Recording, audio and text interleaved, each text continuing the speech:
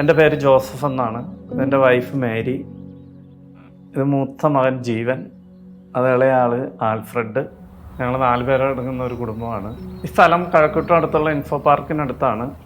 ഞങ്ങൾ താഴേൽ താമസം തുടങ്ങിയിട്ട് 20 വർഷത്തിലേറെയായി.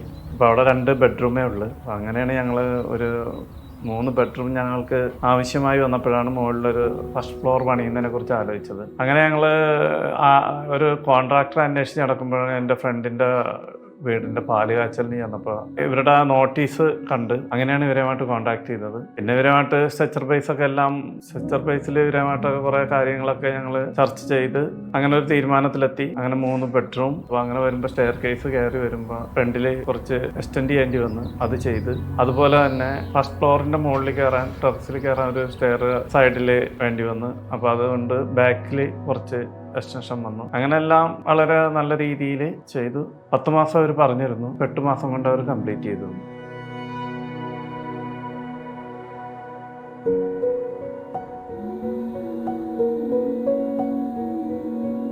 സ്ട്രെച്ചർ ബേസിൽ ഇവർ നല്ല ഏതൊരുവിധ മെറ്റീരിയലിൻ്റെ പിശുക്കോ അങ്ങനെ വേറെ ഒന്നും കാണിക്കാറില്ലായിരുന്നു. എല്ലാം ഏത് രീതിയിലാണ് അത് ചെയ്യേണ്ടത്, അത് ഏതൊരുവിധ കുറവുകളും വരുത്താതെ വളരെ നല്ലൊരു സ്ട്രെച്ചറായിരുന്നു ഇവർ ചെയ്തത്. പിന്നെ ഇവരുടെ വർക്കേഴ്സ് നമ്മൾ എന്ത് പറഞ്ഞാലും ഇപ്പോൾ അവരുടെ പെർമിഷൻ മേടിക്കൽ നമ്മൾ പറഞ്ഞ അതനുസരിച്ച് അവർ നമ്മൾ പറയുന്നതായിട്ട് ചെയ്യാറുണ്ടായിരുന്നു. തന്നെയല്ല ഇപ്പോൾ എന്തെങ്കിലും നമ്മൾ പറയുന്ന മിസ്റ്റേക്ക് ഉണ്ടെങ്കിൽ അവരത് നമ്മളോട് പറയുന്നത് ഇങ്ങനെ ചെയ്താൽ ഇങ്ങനെ ഒരു മിസ്റ്റേക്ക് ഉണ്ടാവില്ല. അപ്പോൾ അങ്ങനെ വളരെ കോർപ്പറേറ്റീവ് ആയിരുന്നു.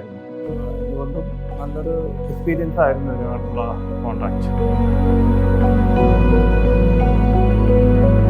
ഞങ്ങൾ മെയിൻലി ഫോർട്ടീസിന്റെ സൂപ്പർവൈസറുമായിട്ടായിരുന്നു ഞാൻ മെയിൻലി കോൺടാക്ട് ചെയ്തിട്ടുണ്ടായിരുന്നത്. നമ്മുടെ ജോബിനായിരുന്നു നമ്മുടെ സൂപ്പർവൈസർ. പുള്ളിയായിട്ട് കോൺടാക്ട് ചെയ്യുമ്പോൾ ഇപ്പോൾ ചിലപ്പോൾ ഇപ്പോഴും വിളിക്കുന്ന എന്തെങ്കിലും സജഷൻ ആഡ് ചെയ്യാനായിരിക്കും വിളിക്കുന്നത്. എപ്പോഴായാലും ഇവരുടെ വർക്കിംഗ് ടൈം 5 o'clock വരയ്ക്കും ആണെങ്കിലും ഞാൻ ചിലപ്പോൾ ആലോചിച്ച് ഐഡിയ ഒക്കെ വരുന്നത് ചിലപ്പോൾ ഒരു 8 മണി കഴിയുമ്പോഴോ അല്ലെങ്കിൽ ഒരു 10 മണി കഴിയുമ്പോഴൊക്കെ ആയിരിക്കും. എന്നാലും ആ ടൈമിൽ നമ്മൾ മെസ്സേജ് ചെയ്യുമ്പോഴും ഞാൻ വിചാരിച്ചാണ് നാളെ രാവിലെ കാണുമായിരിക്കും, മെസ്സേജ് കണ്ട് റിപ്ലൈ ചെയ്യുമായിരിക്കുമെങ്കിലും ഒരു 10 മണി കഴിഞ്ഞാൽ അവർ കിടക്കുന്നതിന് മുന്നെങ്കിലും അതിനൊരു റിപ്ലൈ, ഒരു സജഷൻ ഇങ്ങനെ പറയും. അതേപോലെ തന്നെ നമുക്ക് എന്തെങ്കിലും ചെയ്ത് വരുമ്പോഴായിരിക്കും ഇത് ശരിയാവില്ലല്ലോ, ഒന്ന് ആഡ് ചെയ്യാലോ അല്ലെങ്കിൽ ഒരു ചേഞ്ച് ഇങ്ങനെ വരുത്തണമല്ലോ എന്ന് പറയുമ്പോൾ നമ്മൾ പോസ് ചെയ്യാൻ പറഞ്ഞു കഴിഞ്ഞാൽ അവർ ആ ഒരു ടൈമിൽ പോസ് ചെയ്തിട്ട് ചിലപ്പോൾ നമ്മൾ പറയുന്നത് നമ്മൾ ആഡ് ചെയ്ത് മനസ്സിൽ വെച്ചിരിക്കുന്ന കാര്യം ശരിയാവണമെന്നില്ല, എന്നാലും അവരതൊന്ന് സ്റ്റോപ്പ് ചെയ്തിട്ടൊന്ന് നമുക്ക് പറഞ്ഞു തരും. അല്ലെങ്കിൽ അത് ചേഞ്ചസ് വരുത്തും. പിന്നെ കുറേ ഇതേപോലെ മീറ്റിംഗ്സ് വന്നിട്ടുണ്ട്. അജിൻ ചേട്ടനായാലും നമുക്ക് കളർ സെലക്ഷൻ ഒക്കെ കുറെ ഡൗട്ട് ഉണ്ടായിരുന്നു. അപ്പൊ നമുക്ക് തന്നെ നമ്മുടെ ഒരു ഐഡിയ ആയിട്ട് പോകുമ്പോൾ നമുക്ക് ഡാർക്ക് തീമിലായിട്ട് വീട് വരുന്നത്, ലൈറ്റ് കൂടുതൽ കയറി വരുന്ന രീതിയിൽ വീട്ടിന് ഉള്ളിൽ ഒരു വെളിച്ചം വേണമെന്നുള്ള ഒരു ഇതുണ്ടായിരുന്നു. അപ്പൊ നമുക്ക് കളർ സെലക്ഷൻ ഒക്കെ നമുക്ക്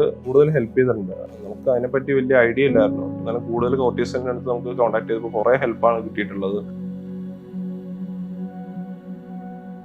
ഫോർട്ടീസിന്റെ ടീമിനൊപ്പം കോൺടാക്ട് ചെയ്തിട്ടുണ്ടെന്ന് പറഞ്ഞപ്പോൾ തന്നെ ഞാൻ അവരുടെ മുന്നേ ചെയ്ത വർക്കുകളെല്ലാം ഞാൻ അവരുടെ ഇൻസ്റ്റാഗ്രാം വഴി ഞാൻ നോക്കിയിട്ടുണ്ടായിരുന്നു. അപ്പോൾ ഇൻസ്റ്റാഗ്രാമിൽ അവർ ആഡ് ചെയ്തിട്ടുള്ള അവർ up to date day to day അവർ ആഡ് ചെയ്യുന്നുണ്ട്. ഇപ്പോൾ പലയിടത്തും കല്ലിടലായാലും പാലുകാച്ചലായാലും ഇപ്പോൾ വാർക്കലായാലും എല്ലാ ടൈപ്പ് വർക്ക് അവർ അപ് ടു ഡേറ്റ് ഇൻസ്റ്റാഗ്രാമിൽ അവർ അപ്ഡേറ്റ് ചെയ്ത് കാണുമ്പോൾ സൈറ്റുകൾ അടുത്തുണ്ടെന്ന് മനസ്സിലായി. അപ്പോൾ അവർക്ക് കൂടുതൽ സൈറ്റിൽ വർക്ക് ഉള്ളപ്പോഴും ഇവർ എങ്ങനെ കോൺസെൻട്രേറ്റ് ചെയ്യുന്നുണ്ടെന്ന് ഞാൻ നോക്കി. അതായത് മെയിൻലി അവരുടെ മെയിൻ വർക്ക് വരുമ്പോൾ ബാക്കി ഒപ്പം നടക്കുന്ന വർക്കുകളിൽ എലവേഷൻ സെയിം പോലെ ആവുന്നുണ്ടോ എന്ന് ഞാൻ നോക്കിയിട്ടുണ്ടായിരുന്നു. സെയിം ഡിഫറൻസസ് വരുത്തുന്നുണ്ടോ, ഡ്രോയിങ്ങിൽ വ്യത്യാസം വരുത്തുന്നുണ്ടോ എന്ന് ഞാൻ നോക്കിയിട്ടുണ്ടായിരുന്നു. അപ്പൊ ആ ഒരു സംഭവത്തിൽ അവര് ഓരോ വീടിനും ഡിഫറെന്റ് ആയിട്ട് ചേഞ്ചസ് വരുത്തിയിട്ടുണ്ട്. നമ്മുടെ വീടിന്റെ എലവേഷൻ വരുമ്പോഴും നമ്മുടെ ഒരു കൺവീനിയൻസിനനുസരിച്ച് ഒരു ബോക്സ് പോലെ സൈഡിൽ നമ്മുടെ മിക്ക വീടുകളും മുകളിലോട്ട് കെട്ടി കഴിയുമ്പോൾ ഞാൻ കണ്ടിട്ടില്ലെന്ന് വെച്ച് കഴിഞ്ഞാൽ കൺസ്ട്രക്ഷൻ ചെയ്ത് കഴിയുമ്പോൾ ഫ്രണ്ടിൽ ഒരു 2 വിൻഡോ വരും, ഫ്രണ്ടിൽ ബെഡ്റൂം വരും, ക്ലോസ്ഡ് ആയിട്ടിരിക്കും, സൈഡിൽ ഒരു ബാൽക്കണി വരും. ആ ഒരു രീതിയിലാണ് കണ്ടത്. നമുക്കൊരു വീട് പോലെ തന്നെ ഫീൽ ചെയ്യണം, താഴത്തെ പോലെ തന്നെ ഒരു വീട് പോലെ തന്നെ ഫീൽ ചെയ്യണം. നമുക്ക് ഫ്രണ്ടിലൊന്ന് വന്ന് നിൽക്കണം, ഇരിക്കണം,